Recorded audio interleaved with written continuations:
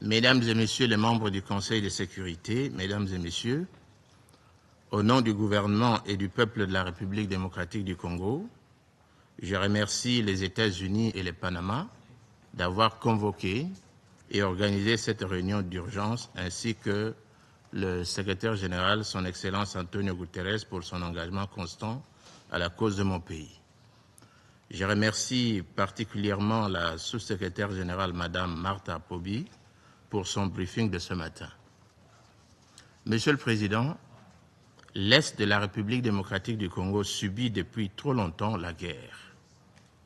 À partir de 2021, l'agression de la coalition RDF-M23 a plongé nos provinces dans un désastre humanitaire avec près de 7 millions de déplacés.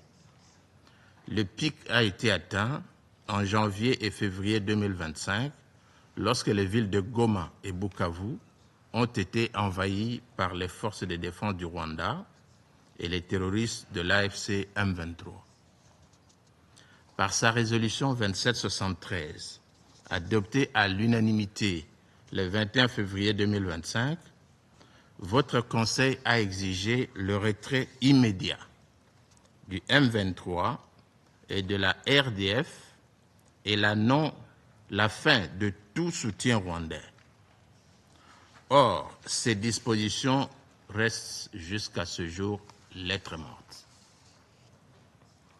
Alors que l'application des dispositions de cette résolution se fait encore attendre, nous saluons le leadership des États-Unis d'Amérique qui ont créé les conditions de dialogue favorables à la conclusion, le 27 juin 2025, à Washington, d'un accord de paix entre la République démocratique du Congo et le Rwanda. Accord qui prévoit le désengagement, le désarmement et l'intégration conditionnelle des groupes armés non étatiques au sein des forces armées congolaises et de la police nationale congolaise. Un mécanisme conjoint de coordination en matière de sécurité, ainsi qu'un dispositif sur le respect de l'intégrité territoriale et de la République démocratique du Congo et l'arrêt des hostilités. Dans le même esprit, la République démocratique du Congo et l'AFC M23 ont signé à Doha, au Qatar, une déclaration de principe sous forme d'un accord préliminaire au terme duquel les parties s'engagent à travailler ensemble pour trouver une solution pacifique au conflit. Le document énonce les bases et les valeurs fondamentales qui guideront les actions des parties concernées dans le cadre de ce processus de paix. Il vise à établir un cadre pour les négociations futures et à définir les objectifs communs à atteindre pour la paix et la stabilité dans la région. Je voudrais saisir également cette opportunité pour remercier l'État du Qatar pour son dévouement et son engagement en faveur de la paix en République démocratique du Congo et dans la région des Grands Lacs.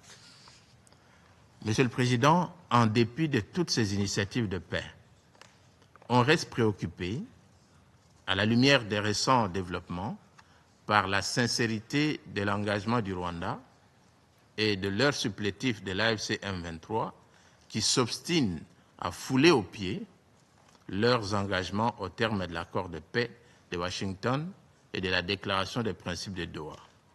J'en veux pour preuve les faits ci-après. Tenez, au cours du mois de juillet 2025, plus de 300 civils congolais ont été tués dans plusieurs localités du territoire de Rutshuru en province du Nord Kivu, à la suite d'attaques menées par la coalition AFC M23 en violation flagrante du cessez-le-feu réaffirmé dans l'accord de paix de Washington du 27 juin 2025 et dans la déclaration de principe de Doha du 19 juillet 2025.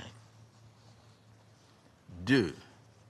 Les informations recueillies par les services compétents, corroborées notamment par le Haut Commissariat des Nations Unies aux droits de l'homme, établissent que la majorité des victimes, parmi lesquelles figuraient de nombreuses femmes et enfants, étaient des civils sans défense, exécutés sommairement.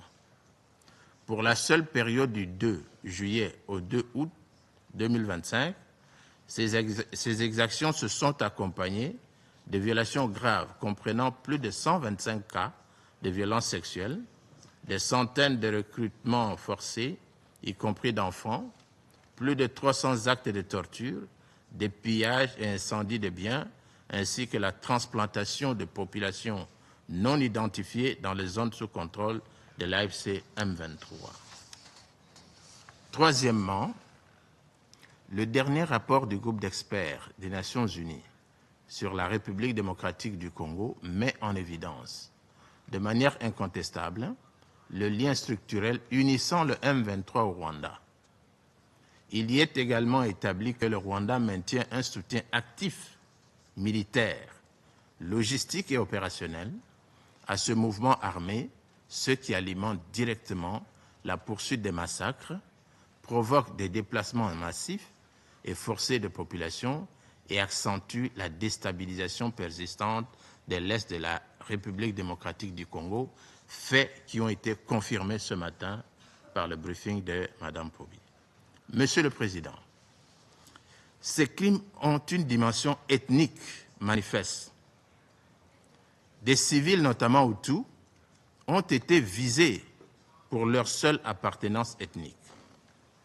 C'est une tentative délibérée de remodeler par la violence le tissu social congolais. Face à ces preuves, la République démocratique du Congo demande au Conseil de renforcer sans délai le régime de sanctions en y inscrivant les commandants de l'AFC M23 et les responsables rwandais, de condamner la transplantation par l'AFC M23 de populations non identifiées sur le territoire congolais. En défendant sa propre résolution 2773, le Conseil protégera les civils, rétablira la crédibilité du processus de paix et imposera enfin la reddition des comptes.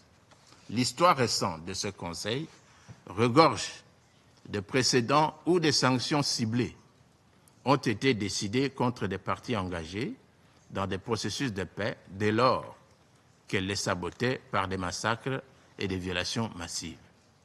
Le Conseil a déjà démontré que les sanctions ne sont pas contraires à la paix, mais au contraire nécessaires pour la rendre possible. Il n'y a aucune raison que le cas de la République démocratique du Congo fasse exception. En refusant d'imposer de telles mesures contre le M23 et ses soutiens rwandais, le Conseil s'exposerait à cautionner l'impunité, à miner sa propre résolution 2773 et à éroder sa propre crédibilité et légitimité. Aucun processus de paix ne peut survivre à l'impunité. Protéger les vies humaines est non négociable.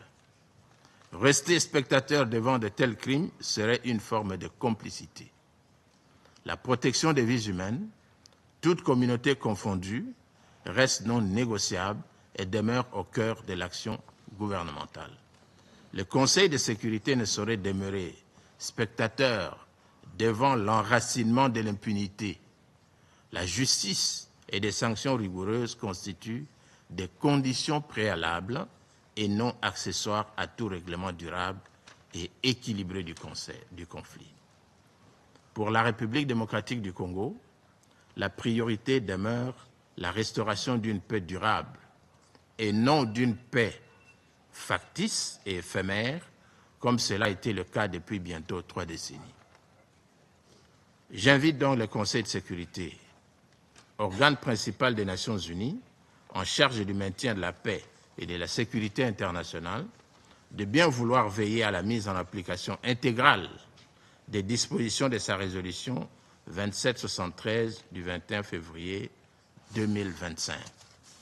Dans cette optique, les garants de l'accord de paix de Washington et de la déclaration de principe de Doha devraient être encouragés à s'activer davantage pour mettre un terme définitif à cette guerre insensée qui cause d'indicibles souffrances aux populations congolaises vivant dans les zones sous contrôle de la coalition RDF-AFC M23.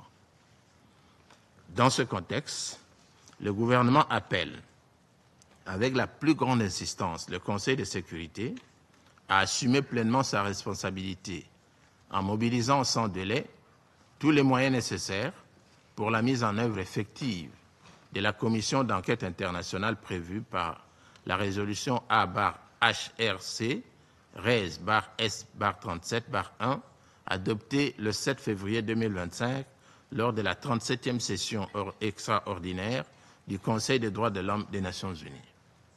Il est impératif que cette commission établisse toute la vérité sur les crimes commis dans ce contexte d'agression, identifie sans ambiguïté leurs auteurs, commanditaires et complices, et veille à ce qu'ils soient traduits en justice.